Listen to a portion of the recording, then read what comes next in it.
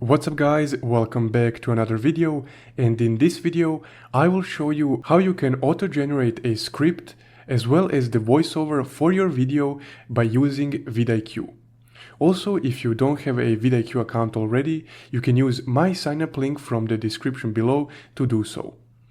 Once you open up your account, you will be automatically directed to your vidIQ dashboard. So from your dashboard, go to this left menu right here and click on Generate, this second option. Once you're here, just type in your general video idea. So let's say highest skyscrapers.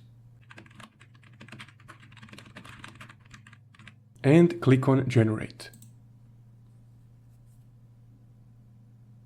So after just a few moments, vidIQ will generate everything you need to upload your video. From here, just scroll down to the bottom and click Generate Script. So once you click Generate Script, after a few moments your script will be generated right here, as well as the voiceover for that script. And if you want to make any changes to this script and the voiceover, you can just scroll back up again and type some additional prompts in this box right here. So that's how you can generate a video script and a voiceover for your YouTube videos using vidIQ.